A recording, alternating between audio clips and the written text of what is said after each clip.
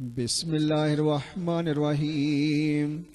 اللهم إني أسألك بحقك العظيم وبحق نور وجهك الكريم وبحق عرشك العظيم وبما ملا كرسيك من عظمتك وجلالك وجمالك وبهائك وقدرتك وسلطانك وبحق قرأت هذه الصلاة أن تكرمني برؤية راحة العاشقين مراد المشتاقين شمس العارفين سراج السالكين مصباح المقربين سيد الأولياء والأنبياء والمرسلين سيدنا محمد المصطفى وارزقني لقاء نبيك سيدنا محمد المجتبى صلی اللہ علیہ وسلم فی النوم والیقظۃ یا اللہ یا اللہ یا اللہ اغثنی اغثنی اغثنی ارنی بجمالک یا رسول اللہ ارنی بجمالک یا حبیب اللہ ارنی بجمالک یا نبی اللہ صلی اللہ علیہ وعلی آلک وصحبک وبارک وسلم.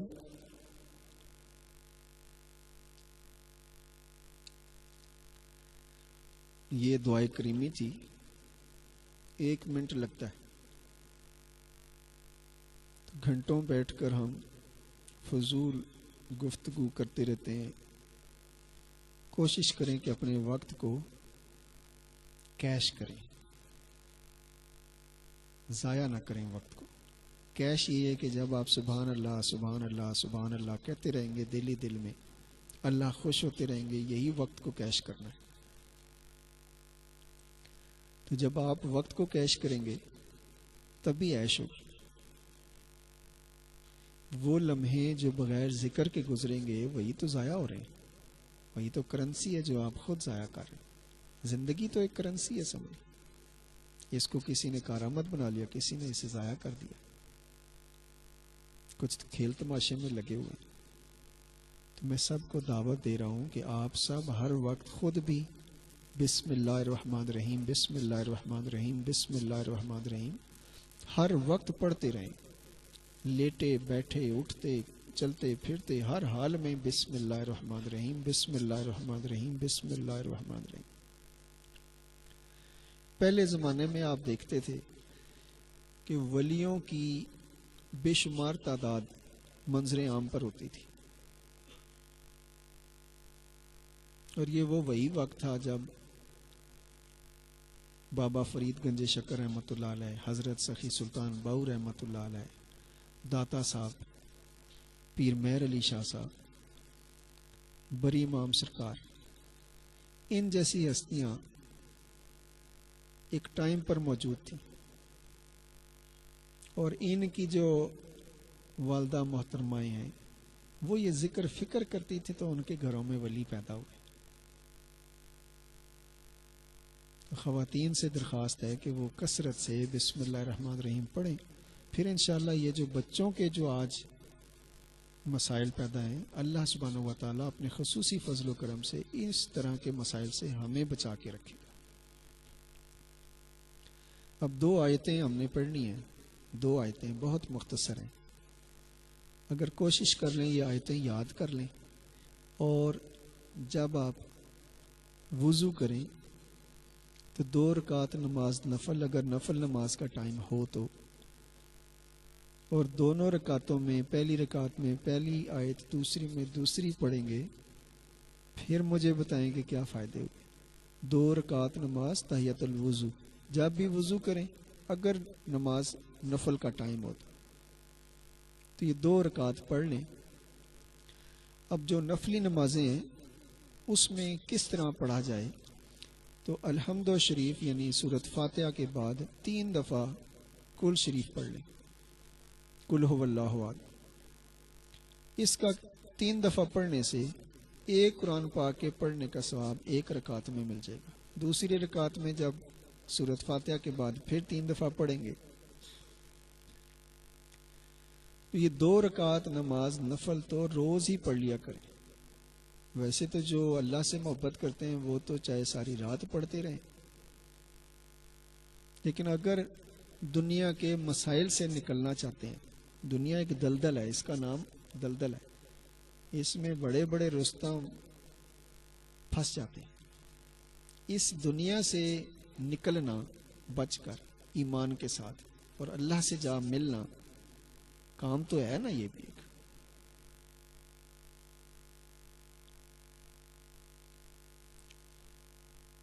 تو یہ 2 آیتیں ہیں، اور چونکہ اب نیا سال ہمارا شروع ہونے والا ہے، عین ممکن ہے کل 1 تاریخ ہو، عین ممکن ہے پرسوں 1 تاریخ ہو۔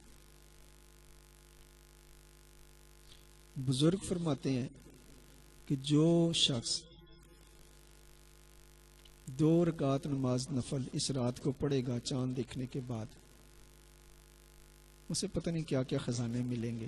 میں ڈیٹیل میں نہیں جانا چاہتا، لیکن آئی ایکسپیکٹ فرام یو کہ آپ یہ 2 رکعت نماز نفل کل بھی پڑھ لیں احتیاطاً مغرب کے بعد، پرسوں بھی پڑھ لیں، اور جو اللہ سے محبت کرنا چاہتے ہیں وہ روز پڑھ لیں۔ روز وہی فائدے آئیں گے جو 1 رات کے بتائے گئے، اور پورا سال موج لگی رہی جی۔ اب جو منیمم لوگ ہیں، یعنی جو کم وقت ہو، تو 1 دفعہ بھی کل شریف پڑھو گے تب بھی نماز ہو جائے گی، لیکن 3 دفعہ پڑھیں گے تو زیادہ ثواب ہوگا، 11 دفعہ پڑھیں گے تو ہر رکعت میں اور زیادہ ثواب ہوگا، 12 دفعہ پڑھیں گے اور ثواب ہوگا۔ 1 دفعہ کل شریف پڑھنے سے 1/3 قرآن پاک کا ثواب ملتا ہے پڑھنے کا، تو 3 دفعہ پڑھنے سے پورے قرآن پاک کا ہے۔ لیکن جو حافظ صاحب ہیں ہمارے اس حلقے میں، یا جن کو سورہ یاسین شریف زبانی یاد ہے اور وقت بھی ہو، کیونکہ وقت بھی امپورٹنٹ ہے، تو یہ 2 رکعت نماز نفل میں سورہ یاسین شریف پڑھیں سورۃ فاتحہ کے بعد، پھر اور فائدہ ہوگا۔ 1 دفعہ سورہ یاسین شریف پڑھیں تو 10 قرآن پاک پڑھنے کا ثواب ملتا ہے۔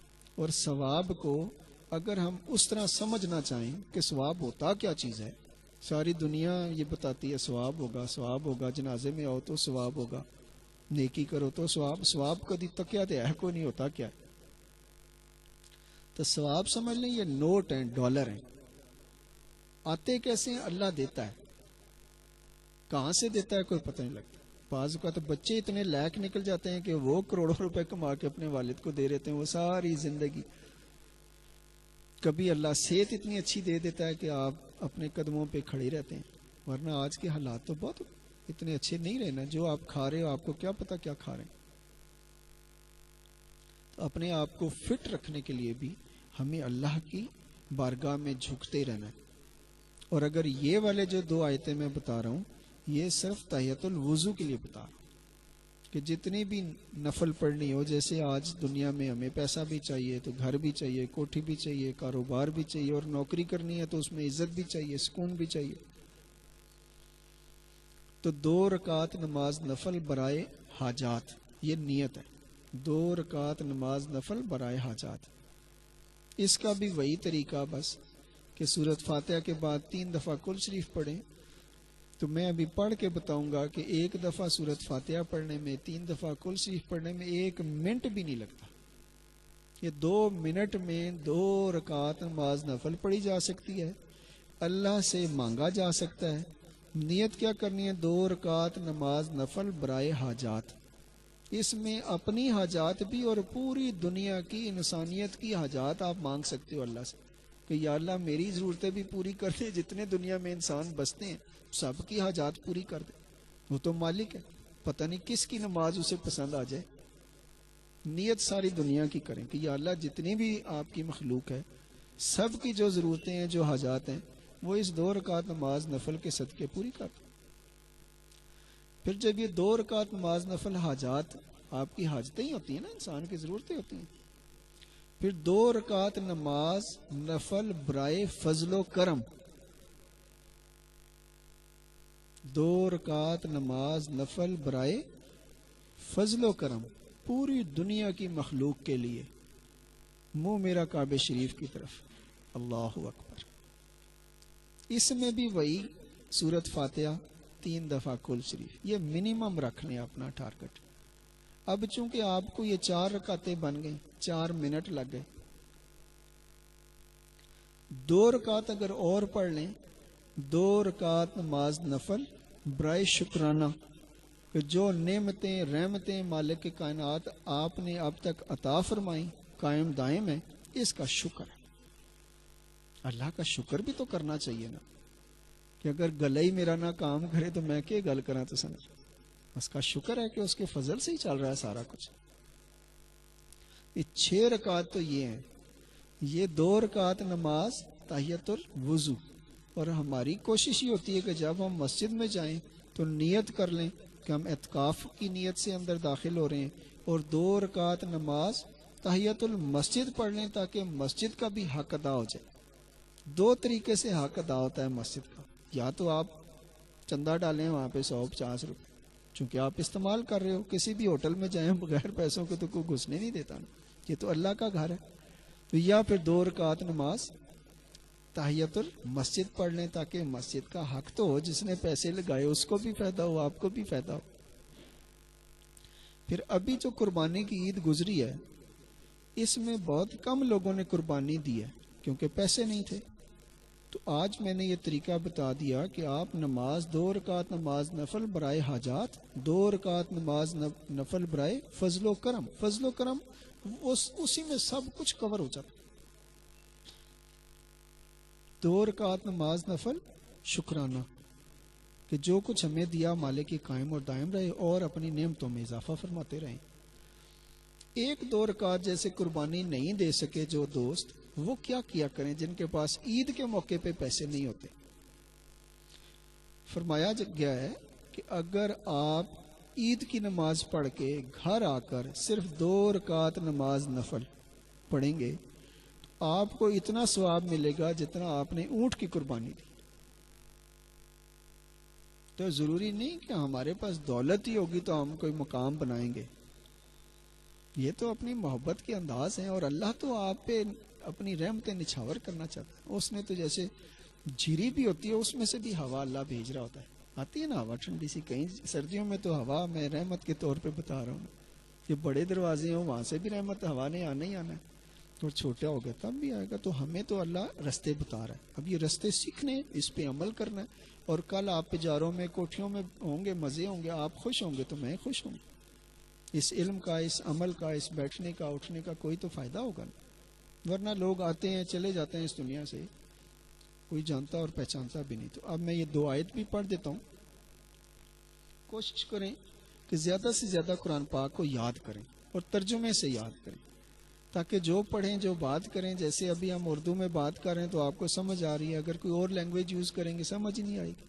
تو عربک چونکہ ہر آدمی کی سمجھ میں آتی نہیں ہے، تو کوشش کریں تھوڑا تھوڑا قرآن پاک روزانہ پڑھیں، یعنی کم از کم 1 رکوع تو روزانہ، اور بما ترجمے کے پڑھیں، بما تفسیر کے پڑھیں، تاکہ جب اللہ سے ہم کلام ہوں تو آپ کو پتہ ہو کہ میں اللہ سے کیا کر رہا ہوں۔ یہ 2 آیتیں ہیں، پہلی آیت جو ہے وہ پہلی رکعت میں پڑھتے ہیں تحیت الوضو میں، اور جب تک یہ یاد نہیں ہوتی تو وہی الحمد شریف، سورۃ فاتحہ اور 3 دفعہ کل شریف، یہ تمام نفلی نمازوں میں آپ ایسا کر سکتے ہیں۔ بسم اللہ الرحمن الرحیم۔ وَلَوْ أَنَّهُمْ ظَلَمُوا أَنفُسَهُمْ جَاءُوكَ فَاسْتَغْفَرُوا اللَّهَ وَاسْتَغْفَرَ لَهُمُ الرَّسُولُ لَوَجَدُوا اللَّهَ تَوَّابًا رَحِيمًا۔ اب دوسری آیت، بسم اللہ الرحمن الرحیم۔ وَمَن يَعْمَلْ سُوءًا أَوْ يَظْلِمْ نَفْسَهُ ثُمَّ يَسْتَغْفِرِ اللَّهَ يَجِدِ اللَّهَ غَفُورًا رَحِيمًا۔ بسم اللہ الرحمن الرحیم۔